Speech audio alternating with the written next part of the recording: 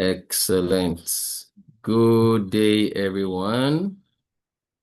Thank you for joining us on today's meeting.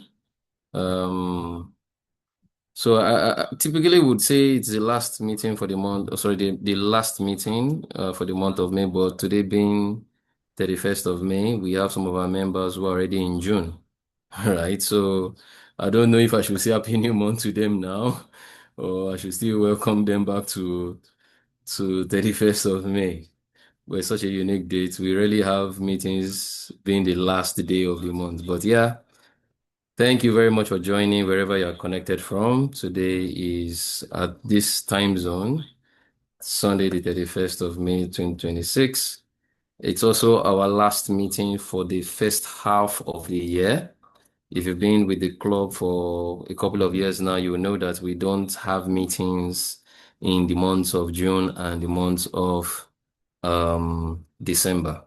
I mean, monthly meetings. We typically just do a few other things on the back end. So thank you so much for taking time to join us in today's meeting. We don't take you for granted. You could be doing something else, spending your time, your data, your attention, something else, but you gave us your time. And for this, we are very grateful to you indeed. And because you have taken time to be with us in this meeting, I believe whatever is worth doing is worth doing well. We want to welcome you to engage as much as possible, ask questions as we go. And yes, if you want to wait till the end of the meeting to ask your questions, we'll be very happy to unmute your mic to ask your questions.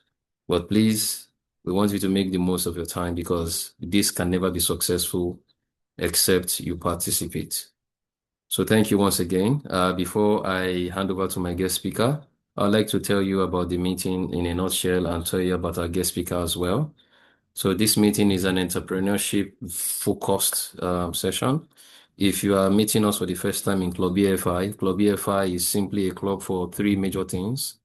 E is for entrepreneurship, F is for financial literacy, and I is for investments. So all that we do around the club revolves, around these three things. And this meeting, talking about survival mode to sustainability, building a strong financial foundation for your business, is all around entrepreneurship. Thank you once again. And before I hand over, I would just like to tell you about our guest speaker. Her name is Chidima Nweze. She's a seasoned finance professional with over a decade of experience in financial management, known for her ability to deliver financial clarity, foster operational efficiency, and drive business growth. She has worked with multinational companies like Deloitte and Touch, managing multi-million naira budgets and ensuring compliance with international accounting standards. In her current role, Chidima leads a finance team, streamlining accounting operations, enhancing financial reporting accuracy, and improving cash flow management. Financial reporting accuracy is very critical. Sorry, allow me to just speak speak a little bit on that. Very, very important because we see a lot of fraud going on in businesses, right? So permit me to make that emphasis. She holds a bachelor's degree in accounting from University of Lagos and an MBA in finance and investments from Ahmadu Bello University. She's also a certified chartered accountant, ACA, ACCA, with deep understanding of IFRS and GAAP. Chidima excels in developing financial strategies that aligns with corporate objectives and bridges the gap between finance and operations. She enjoys volunteering, traveling, and reading in her free time. Please help me welcome my own very person, Mrs. Chidima Nweze. Madam, over to you. Thank you very much.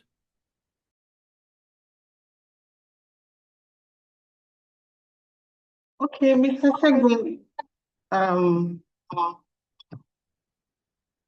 you may need to unmute me. Oh yeah, you can unmute yourself actually. We didn't lock everybody's microphone. But let me make you a co-host. I think that is the reason why you are probably unable to share. Just give me a second. The video.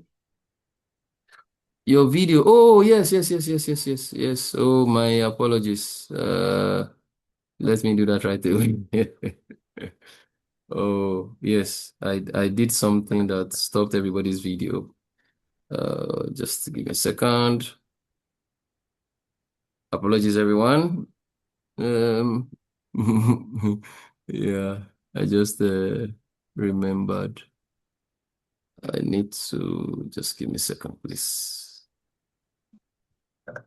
But in the interim, please feel free to can you share your screen? Yes, I'm starting to share now. Okay, excellent. Let's I'll turn on your video as we proceed. Please, you can take it up. Okay, I just want to put it in slide mode Yeah, so so I've that allowed you to turn on your video now, so you can turn on your video. all right, thank you very much. You're welcome. Okay, can everyone see me? Yes, I can see you. I believe others can also see you. Can anyone please kindly confirm? So it's not just me being the host. We can see the slide, not you. Please let us see. Okay, so I have a bit of a challenge. My video is not coming up on my laptop, so Yes, I'm using my phone. I can see I'm you, using my ma'am. phone to put on my video, so you may see it at different Devices. Okay, we can see you now. devices. We can see you. Exactly. Okay. All right, thank you very much. Apologies for the disruptions. I just had some little technical issues with my laptop, but I'm happy we can see me now. So good evening, everyone from Nigeria. For other people in other parts, good afternoon, good morning. I would be anchoring today's session, talking about moving from survival mode to sustainability and building a strong financial foundation for your business. Now, we understand that businesses every day comes up, people have business ideas, they try to execute, but a lot of factors affect why a company would be in survival mode and not move as a sustainable business. One of the key things in running a business, yes, the operations are there, but the finances too are very, very important in running a business. And today we'll be delving into how the finances, your finances affect what mode you're in. So if you're still in survival, the attributes that you would be having, and then if you are going to be sustainable, that is lasting for a long time, there are also things that you need to do. So come with me on this journey. I just, Mr. Shego, how many minutes do I have? I can't hear you, Mr. Shego. I think you're muted. My apologies, I was speaking on mute. Yes, I said we got 25 minutes, and then so that we can have time to take questions as well. Okay, So thank you very plus much. questions, you can go up to 35 thereabouts. Yeah. Not a problem. I'll try to work within time. Before I start, I would like to thank the founder of Club E.F.I, Mr. Shegade Ribe, for the opportunity. I do not take it for granted. And also to the escrows of Club E.F.I, thank you for the opportunity to share my knowledge with you all. Okay, so I'll be giving a brief introduction of myself, not wasting too much time. My name is Chidima Nweze, as we said. I'm a fellow of the Association of Chartered Certified Accountant, ACCA, and a member of ICANN too. I currently work as head of finance and also the lead consultant at City Consulting. I'm an investment enthusiast and also a financial coach. Yeah, that's a brief about me. So when we talk about surviving, and please pardon me, this is going to be a very, very interactive session, but so I implore you all to be at alert. You might be called upon to write something, to give, to share, a thought, probably from your business or scenarios that you've encountered.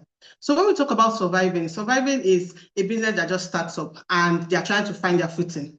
In life, we see that a lot of people, businesses just start up. Maybe they have an idea, they have some funds, and they start up. But a lot of times, most of these companies are just surviving. So they're not breaking even, they are not thriving, they're just, there trying to make ends meet, maybe going day by day and all. So one of the things why companies operate in survival mode, particularly is because they have little or no documentation. When we talk about documentation, we're talking about financial records, we're talking about, your sales, your sales, your customer details and all. Most companies do not have documentation that they can fall back to make decisions for the future.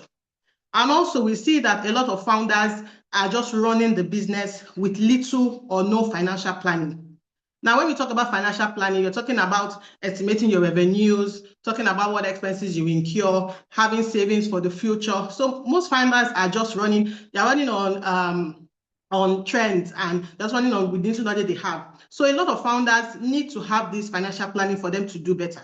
Living from paycheck to paycheck, so you make a sale today, you use it to settle the expenses, you make this sale today, use it to buy fuel, pay your expenses and all. So when you are working as, from paycheck to paycheck, constantly struggling to meet up your business expense, you are in survival mode. Now, like I've said, depending on daily sales. So if you don't make sales, maybe in a particular day, you're not able to meet up your expenses. Low visibility is another factor. For companies that people don't know you understand, you're not, putting your business up on Instagram, on, social media, you're not making advertisements and all. Now, another attribute of companies that are in survival mode is that they have little tax awareness.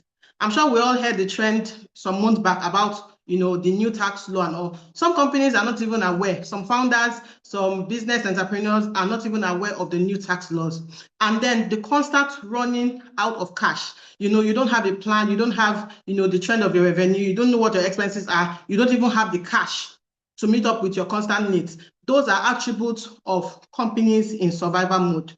Now, we also see the signs. Now, if you have these signs, we have a couple of them. If you have these attributes, these are signs that you are in survival mode. Number one, you're the only person running your business. You are the operations person, you are the accountant, you are the salesperson, everything in one. There is no form of growth. Now, not to say that some companies start off as one man, but you must grow out of there. You should have at least some persons helping you with this particular thing. Or if you are the only one running your business at this point, you are in survival mode. Now, not having any saving or fund or emergency fund. If what you have today is that you make sales today and tomorrow it is gone, you're still operating in survival mode. When you are mixing personal and business monies together. I know that a lot of us are guilty of this particular act. When you have no funds, no difference between your personal money and the business money. Everything is running on one account and you don't even have a distinctive factor. You are in survival mode. You don't have budget.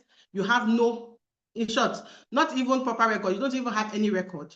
You are in survival mode. No proper tax structure. You don't know when to file your VAT. You don't know when to file your withholding tax. You don't even know the time where you need to file for your CIT. And another factor to show that you are in survival mode is underpricing. Now, a lot of businesses just, okay, you buy from supplier, you maybe put 10 naira and then you sell. That is not the proper pricing structure. You do not last in the long run if you are underpricing your business or your product. Now, no data collection system. You don't have a system where a customer comes to your organization today. You don't keep the record. You don't keep, the record of what they have bought from you, or maybe even their personal contact. You have none of that. And also, the last point that we have here is just having a slow, way of operating your business. You are just 1 month or one step away from shutting down. Those are the things that affect businesses this day and make you in survival mode. So our first interactive session, I want us to reflect because this is more of the practical sessions. Now, if you're in business, what are your biggest financial challenges today? What are the things that you will say you are facing as a business? And then what are the signs of survival mode that you're currently experiencing? Now, we'll give just 1 minute. Please let us put our comments on the chat so that we don't disrupt the session. What are the biggest financial challenges that you have faced if you're in business?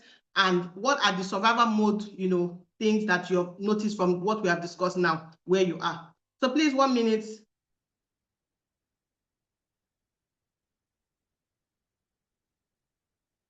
Can we please document what are your biggest financial challenges today?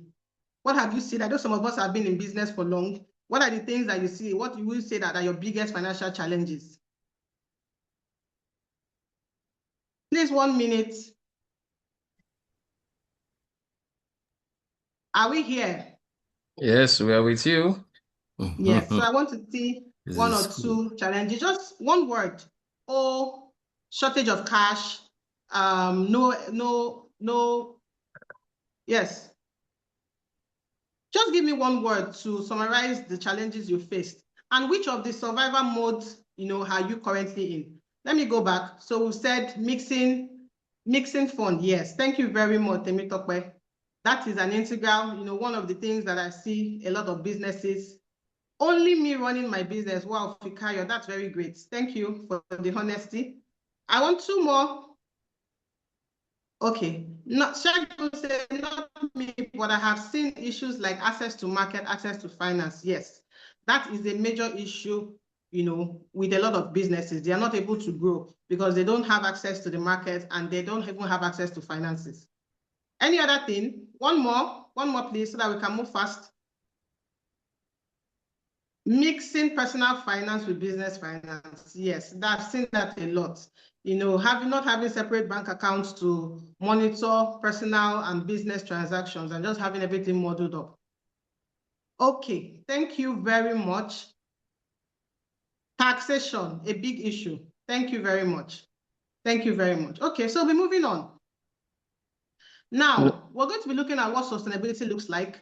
When you say that you're sustainable, there are certain attributes that you should have. And we're going to be looking at it in details. Now we'll summarize them.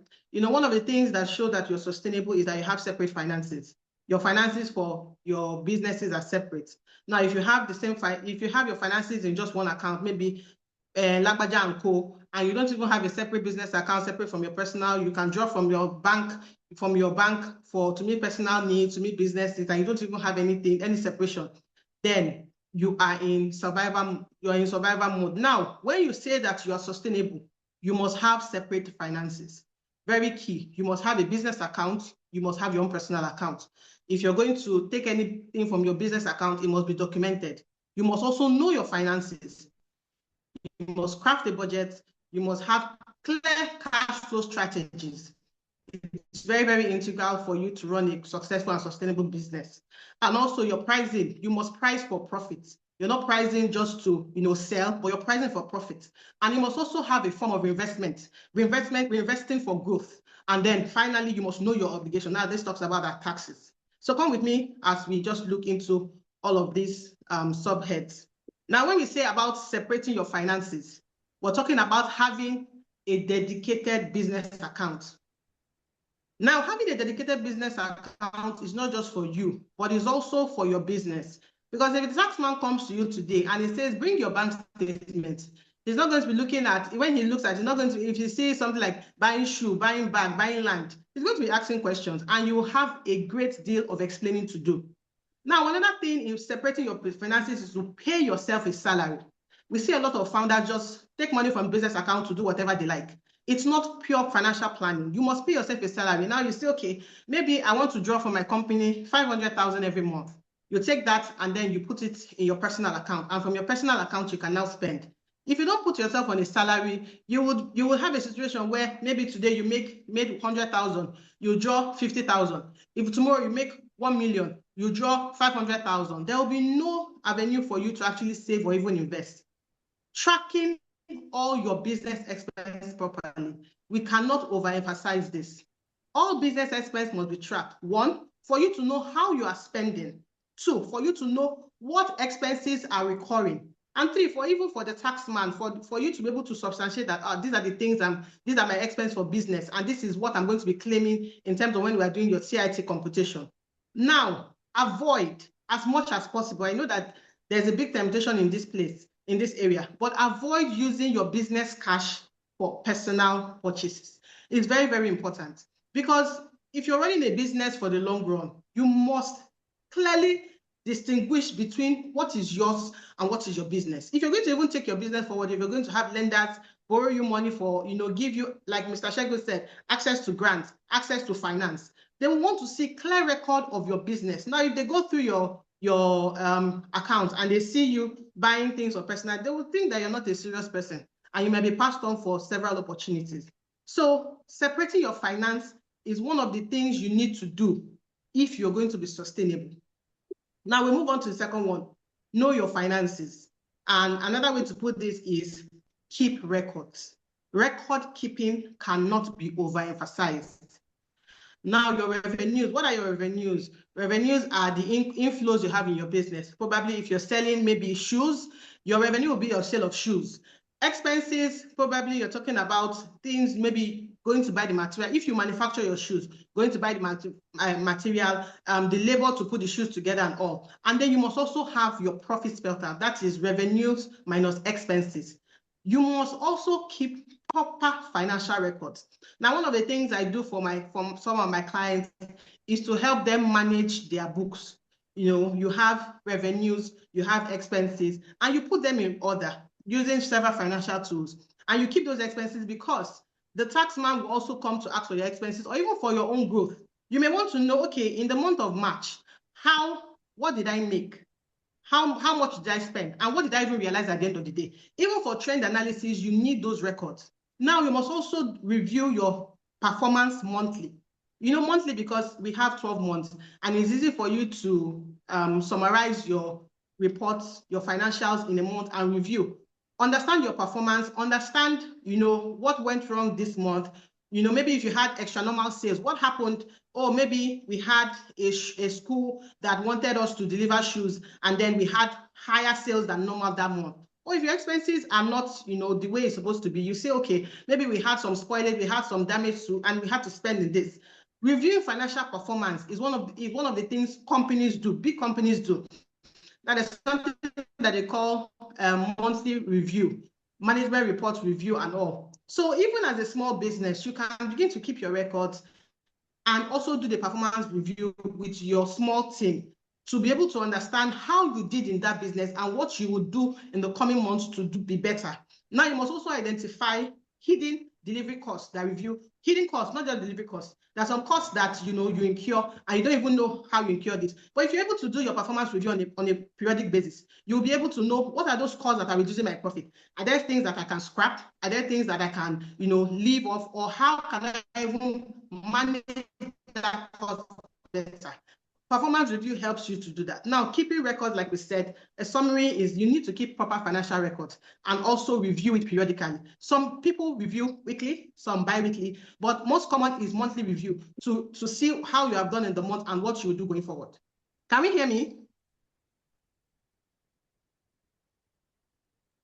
Yes, ma'am, we can hear you, ma'am. Yes, we can hear you. We can hear you, please. Okay. Yes, ma'am, we can hear you.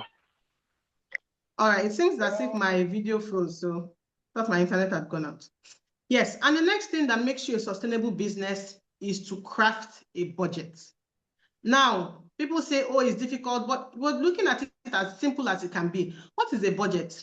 Estimating your revenues, estimating your expenses, looking at those things you incur over a set period of time. Some organizations do rolling budget, but you can actually set a budget for a month, a year, and then review it periodically. Now, what are those things that go into your budget? Your revenues. You must have a target set for your revenues. So I'll just give a practical scenario. You sell maybe Tiger Nut drinks and all. You sold in a particular month, maybe 100,000 worth of Tiger Nut drinks. I said, okay, I sold 100,000. Can I do 10% on that? Can I increase by 10%? Yes, you set it as a budget. And maybe in a particular year, you say that I want to grow my business maybe by 20%, 50%, or even 100%. Some companies do 10x, you know, they increase their revenues even by 10 times what they have done in the previous year.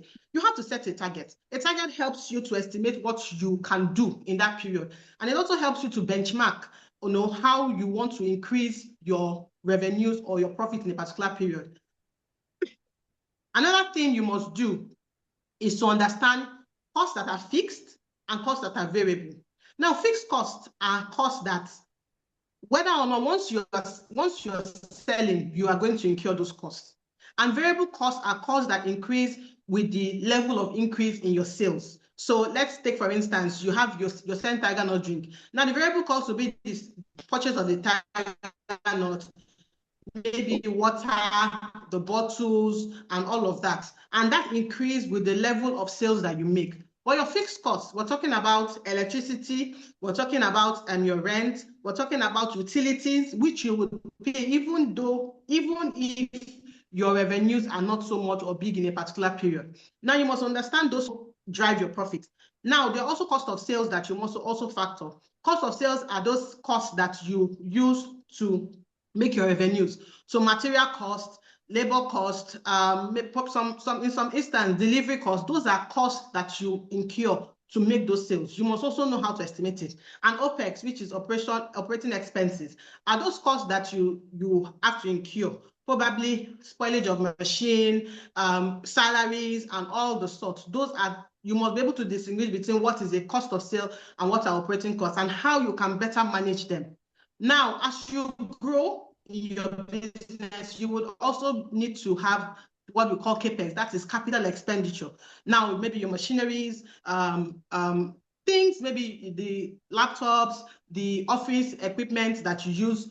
It depends on the business, but those things that are capital in nature, you must have plans for it. Now, if you're doing a budget for a particular year, you're looking at how you can factor in those CAPEX items that you need for that particular year. Another thing you also need to do is estimating your staffing. Now, yes, it affects your finance because the staff you have will also impact the budget that you make. You must estimate what is the staff strength I need in my business to be able to function well. You must have that put down. And then you must also monitor. It's not just enough to set a budget. You must also monitor your revenue growth and how you spend. That's why we talked about, keeping records. If you keep those records, you're able to estimate, okay, in this particular month, how much did I spend? How much did I make in revenues? How much did I spend? And you'll be able to see the trend analysis of where you are and where you want to go. And it helps you to also put strategies in place to be able to minimize your costs as much as possible. Now, another thing that affects businesses is cash flow.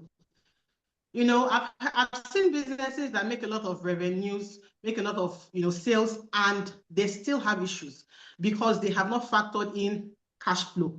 Cash that you are using in your business. If you do a service or you offer a business where there's high credit, you might run into cash flow issues.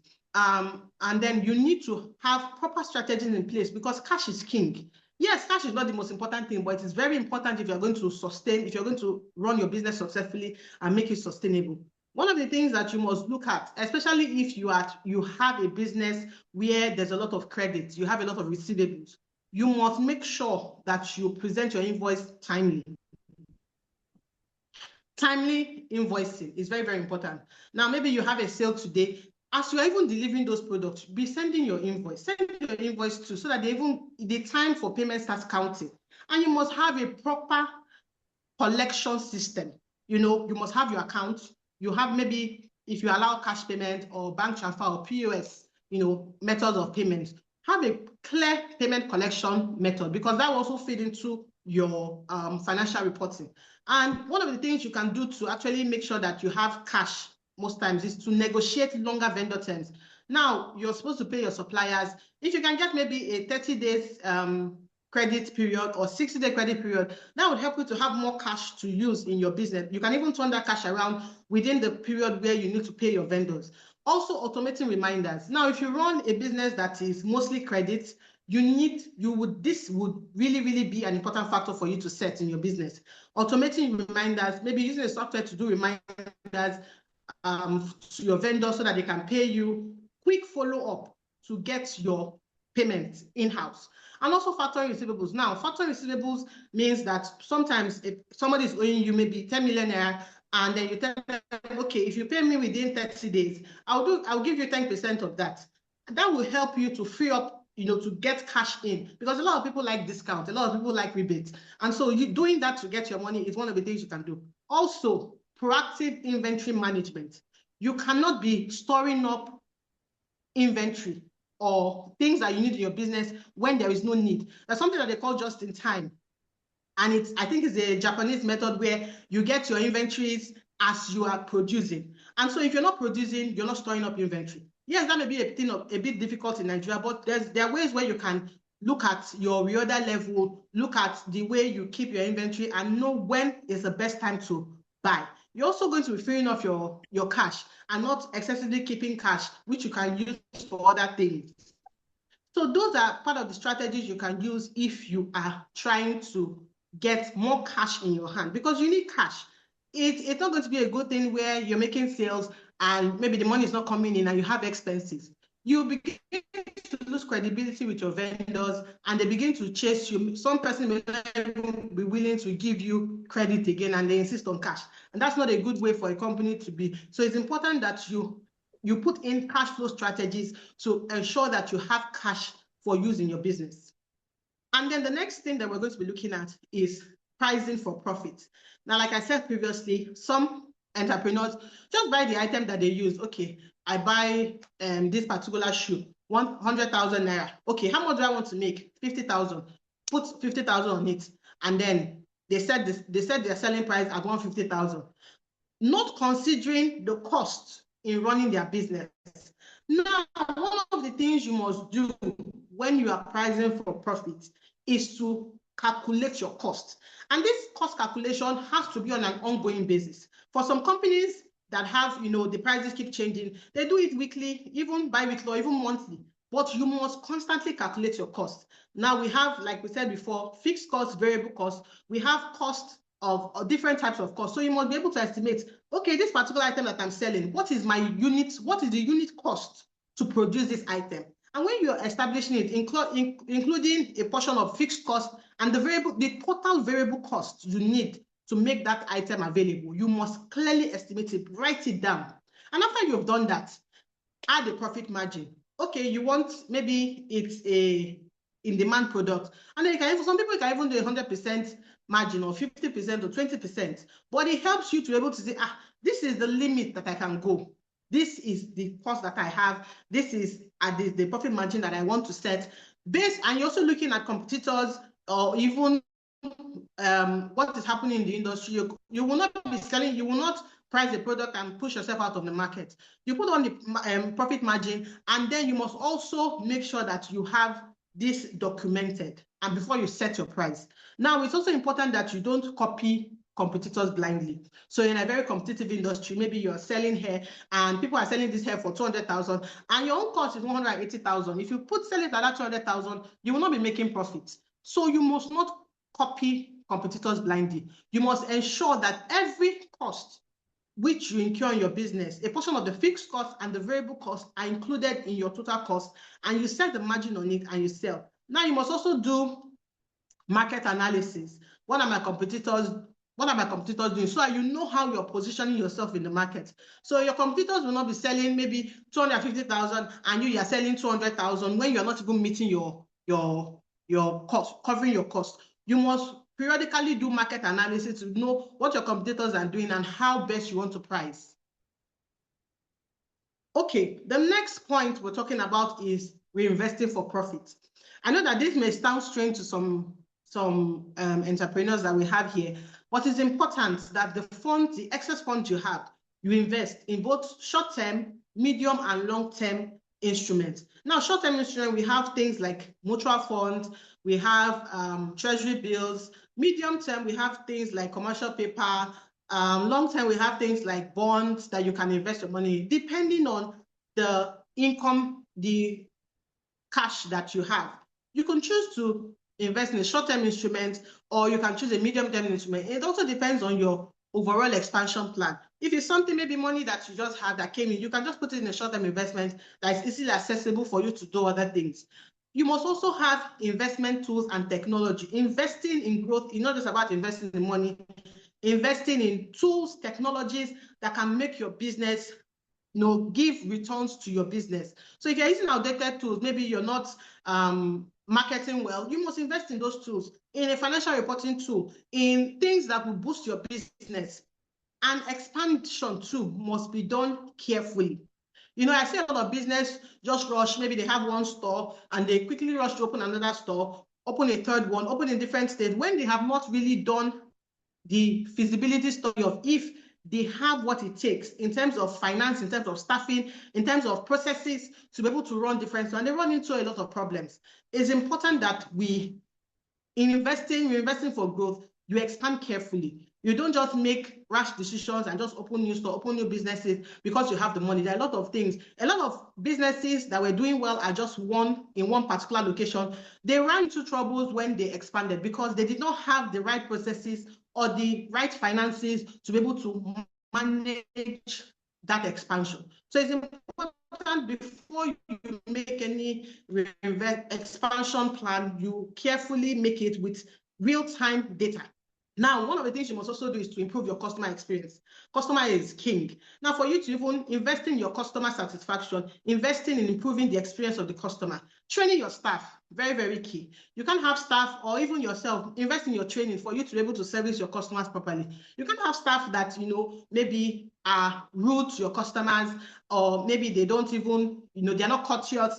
Small things like that have deterred people from patronizing a particular brand. So it's important that you have all of that in place so that you can have a lot more going on in terms of expansion, getting more revenues for investments. Now, the last point we'll be talking about is the tax laws. One of the things that make you sustainable is keeping the tax laws, making sure that you're tax compliant. Now, I've seen several businesses that were doing very well, and maybe they were not keeping their tax records, and just a visit from the now NRS, and they had a lot of liabilities to pay, ranging from not filing, maybe they don't even have some records of some of the expenses they're claiming, or even not remitting VAT that was deducted. So tax compliance is very key in any society, especially Nigeria, here that we are. Even if you're running in the UK or in Canada, even in the UK, the tax is even more strict than what we have here. So your taxation, how you manage your taxes from the get-go, when you start your business, it's important to its sustainability. We've had companies that have shut down because they had a lot of, tax liabilities that they could not pay.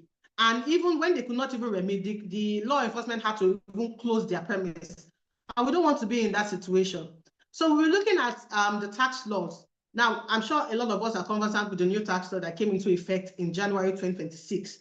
Now, one of the things that happened is the change of name from the now Federal Inland Revenue Service to NRS. Now, they have changed their name. They've also changed the platform, which is the platform for registered companies only. Now, the platform changed from Tax Pro Max to Rev 360.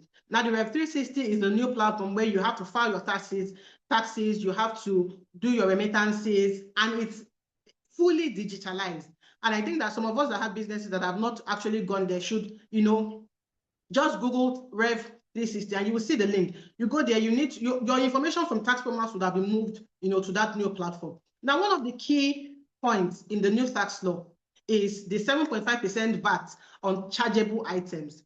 Now, if you're running a business that is VATable, please ensure that on a monthly basis, before the 21st of each month, you have the schedules on the platform. You download the schedule, you remit, you file for the VAT and also do the remittance where necessary.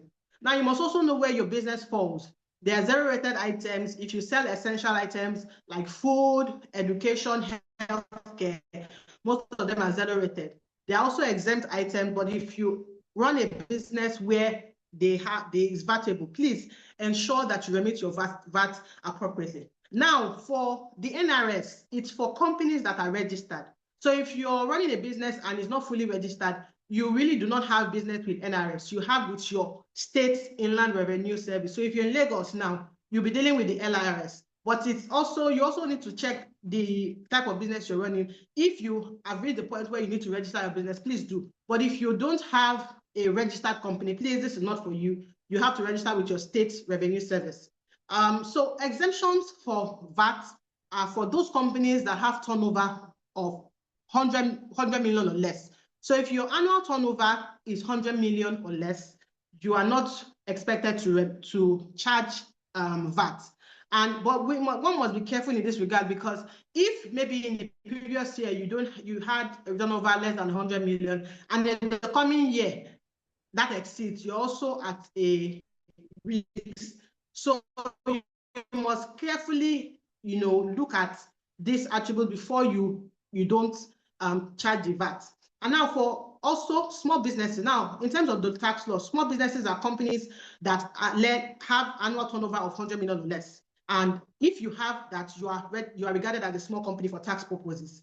Now, for small businesses, as I've been defined, if you have transactions of less than 2 million per month, you may not deduct withholding taxes. That's the tax law. But the practicality of this is a lot of companies already have these transactions. So if maybe you don't have 2 million in a year, and maybe the next year you have, those are part of the complexities of the tax law, but the law is clear. If you have transactions of less than 2 million per month, you should not actually deduct withholding tax.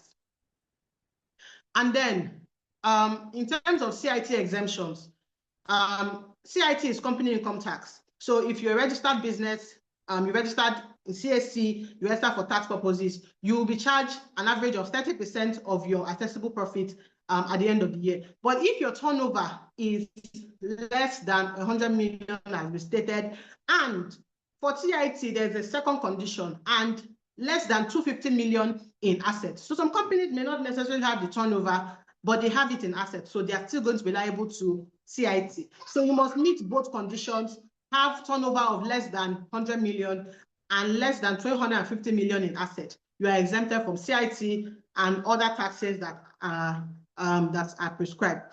And then some of the exemptions we have are for agribusiness, 5-year tax holidays. So if you register an agribusiness today, you have 5-year tax holidays before you'll be subjected to taxes. And then the new tax law provides for a development levy of 4%. So there are a lot of things regarding tax law. I'm just bringing out some experts so that we can be aware of some things that relate to businesses. And then most importantly, if you're a registered business and you are registered as a company, please ensure you file. So the fact that you are exempted does not remove the obligation of filing from you. A lot of people, I know a lot of businesses that have run into that error. So they say, oh, I'm exempted, I have less than 100 million, and they don't even file. That is you're already in contravention with the law. So you must file. Even if you meet the threshold and you're not going to pay, you must file for VAT, you must file for CIT, you must file for all the taxes that you are liable to. The only difference is that you will not be required to pay. Yes, so that is a summary of what the sustainability of business is all about.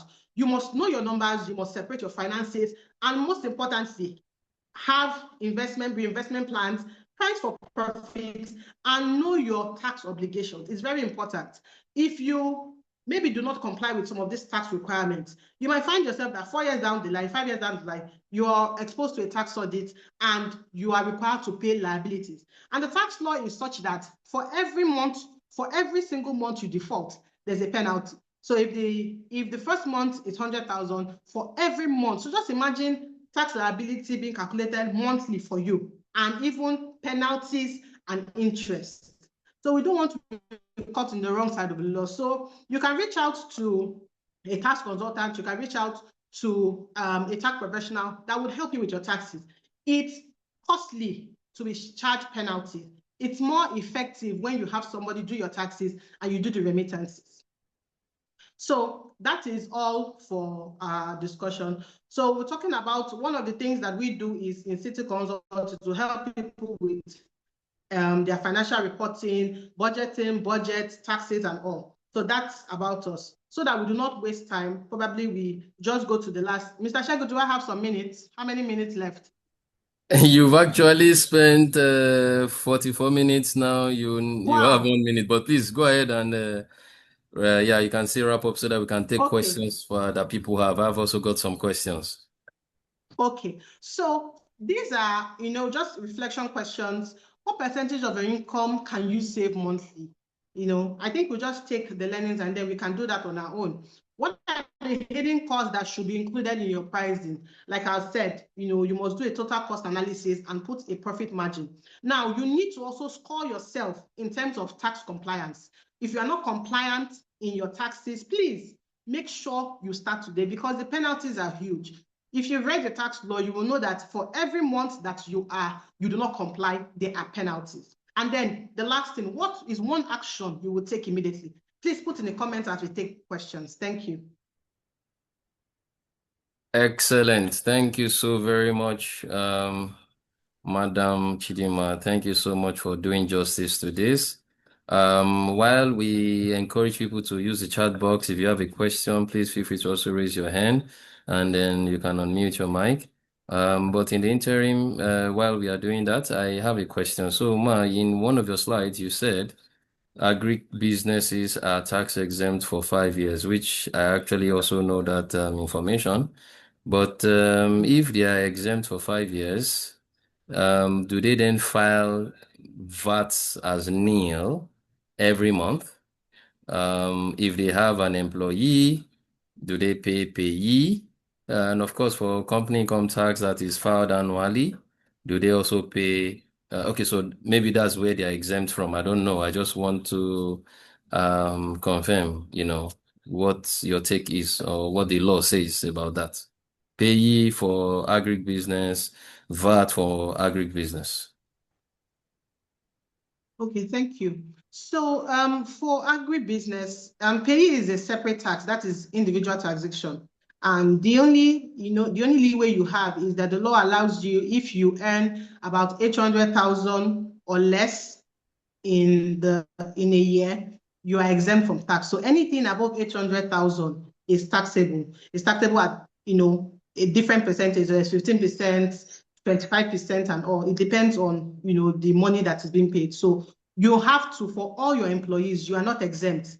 Payee is a different form of tax that is paid to the state government. So if you're in Lagos now, your business resides in Lagos, you will be remitting to LIRS, and that's different from company income tax. So if you have employees that you pay 800,000 annually or less, you are exempt. But if you pay anything above 800,000, you have to subject it to payee at the prevailing rate.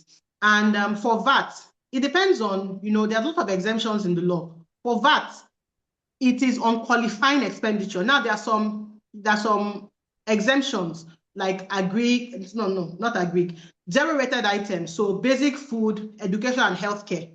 Those ones are exempt. They're zero-rated. So even though you file, you would not need to pay. So like we said, filing is important. So as much as possible, please do your filings. Even if those things that you're not going to pay, you should do your filing and just put it on you're safer that way. If you do your filing and then even when there's a tax audit and the tax consultants come to check, they see that, okay, you've complied with filing, they won't even be looking at the accuracy of what you have put and then if payment was made. Or if you're exempt, you have no problems. So VAT filing for agribusiness can be nil on a monthly basis. Yes. So if it's exempt, you just file and then you pay nothing. No, it is exempt. So it's not if it is exempt because it's agribusiness. So it is exempt from filing VAT. So please do your filings. Just file. So you just put a summary of your revenues and then you file on Tax Pro Max. Thank you very much. Okay, do we have questions in the house before we begin to bring the meeting to a close? Yes, go ahead, Mr. Timothy. Yeah. Good evening, sir. Good evening, Madam Chidima. Thank you for this.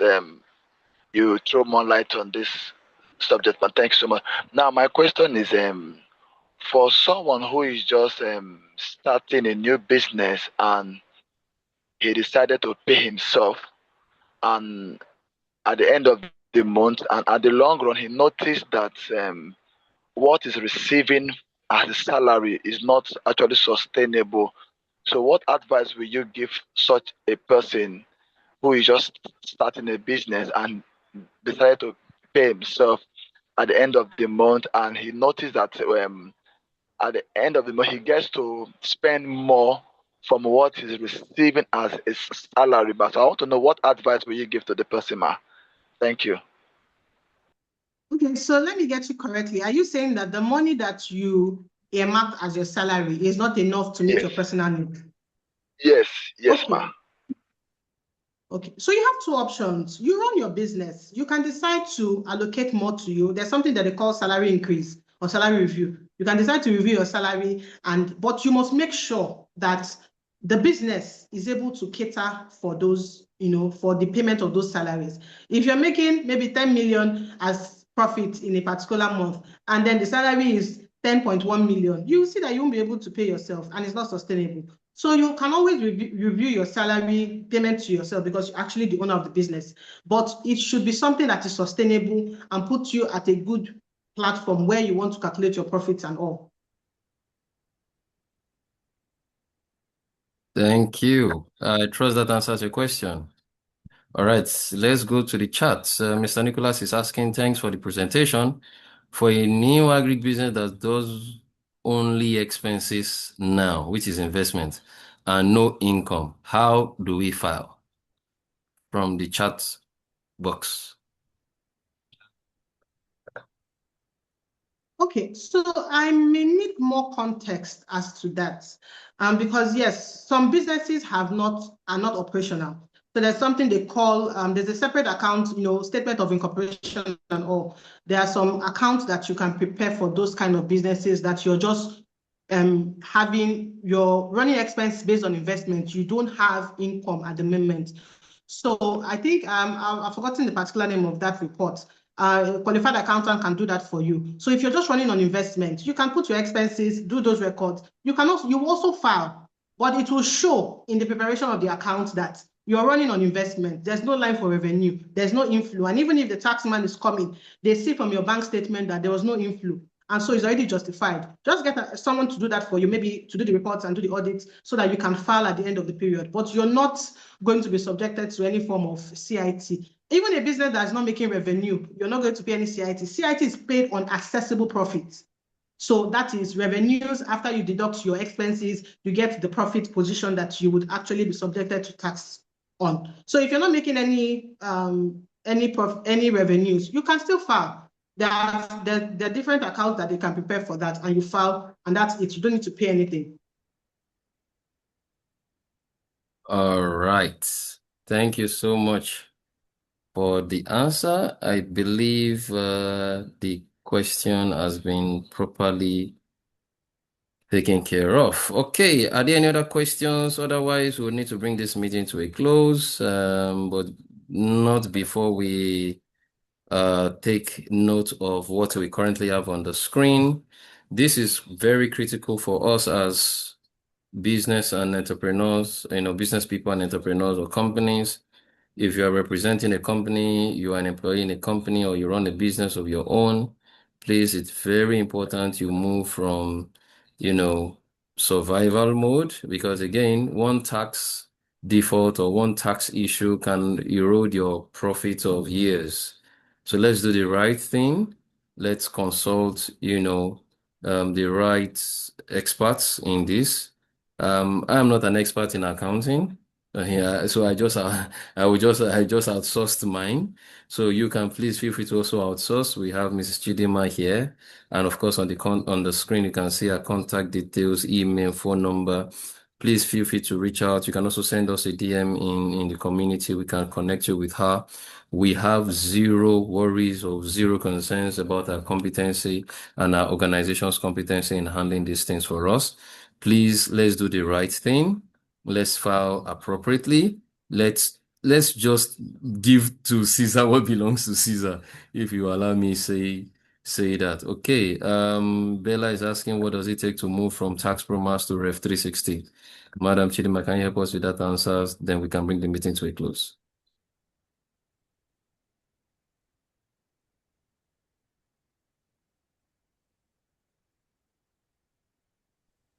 Okay.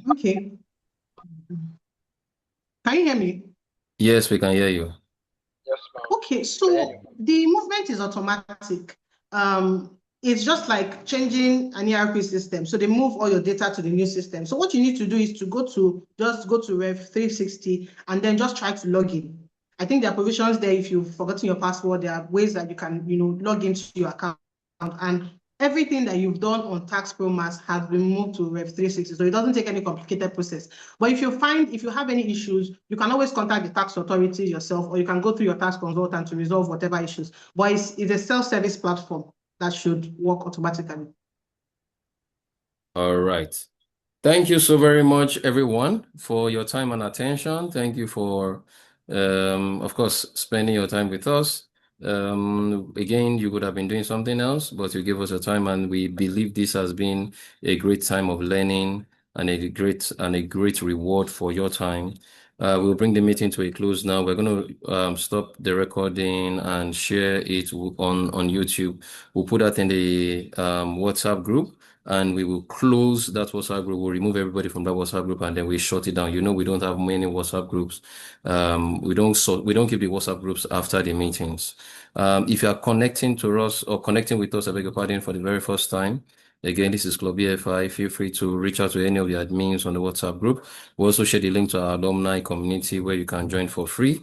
It's a paid community, and yes, we'll be very happy to sit with you through your journey on entrepreneurship, financial literacy, and of course, investments. Again, this is our last meeting for the first half of the year. The month of June, we will be on break, and then we will, of course, resume our regular activities from the month of July. But in the interim, thank you so much for your time. Have a great new month of June ahead. We want to wish everyone who is celebrating a birthday in the month of June or some form of celebration, we wish you all the very best. We wish you all the peace and joy and love. And thank you again. We really do appreciate your time. Have a wonderful new month ahead. Good night.